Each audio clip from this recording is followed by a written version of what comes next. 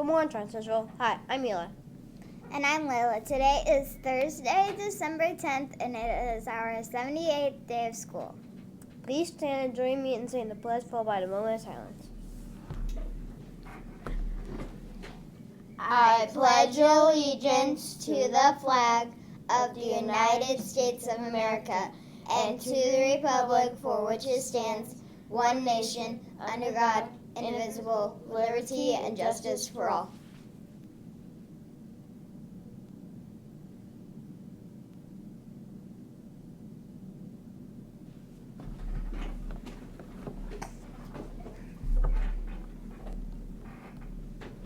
Please repeat the Left Goal pledge after me.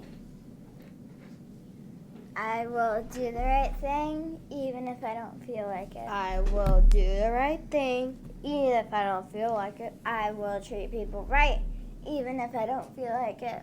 I'll treat people right even if I don't feel like it. Today I will remember. My willpower is stronger. Than how I feel or what I think. All things are possible. Good news is heading my way. We have a new lifeline this month. It is craftsmanship. Craftsmanship means to give attention to detail in whatever you create. When I am working on coding in tech class, I make sure I give a lot of attention to detail and make sure not to leave out any steps or the program won't work correctly.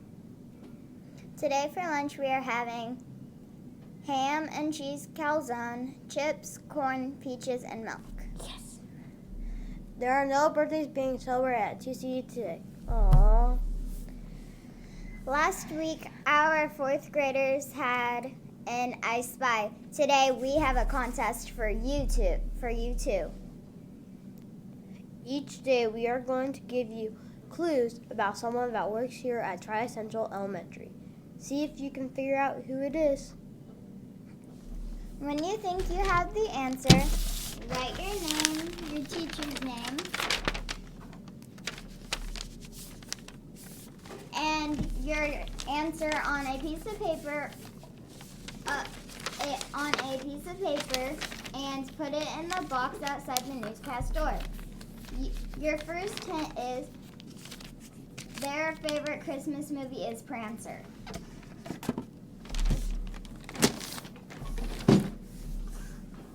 Good luck tonight to our 5th grade boys basketball team. They have an away game against McConaughey at 6 o'clock. When you see them or their coach, Mr. Spittler, in the hallway today, make sure you give them good luck. Go Trojans! This week is Computer Science Education Week. Please stay tuned after announcements to hear more about the Hour of Code. Let's get our day started. Please say the Millennium Motto with us.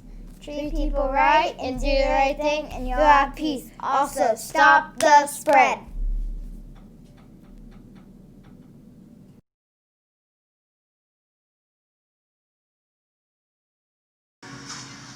It took me some time to realize that creating things with your hands or creating code, creating programs is just a different way to express creativity.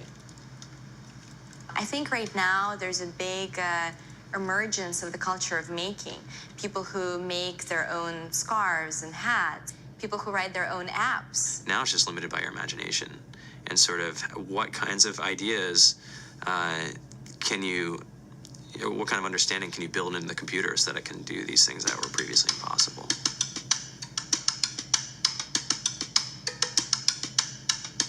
All great things are built in teams when you collaborate with other smart people.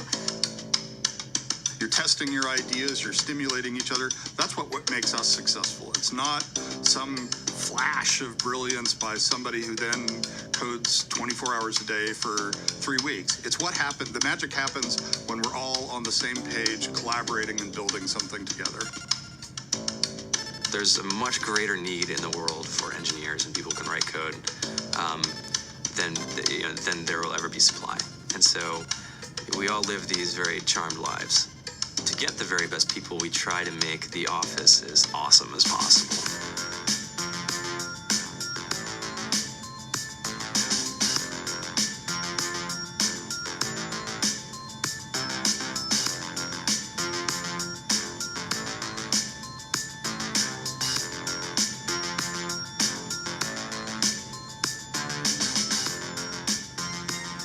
We have a fantastic chef, Free food, breakfast, lunch, and dinner.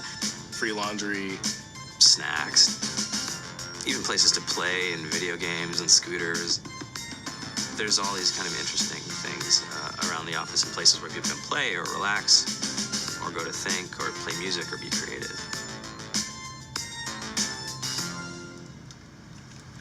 I went on the Bureau of Labor Statistics for the United States, and there's about a third of the pie that's all the things you would expect. It's, they're working in the government, they're working in typical technology jobs. But then, like, the rest of the pie, and it was the majority of the pie, just split down into these little teeny slices of every industry imaginable. And what it is, computers are everywhere. You want to work in agriculture? Do you want to work in entertainment? Do you want to work in manufacturing? It's just all over.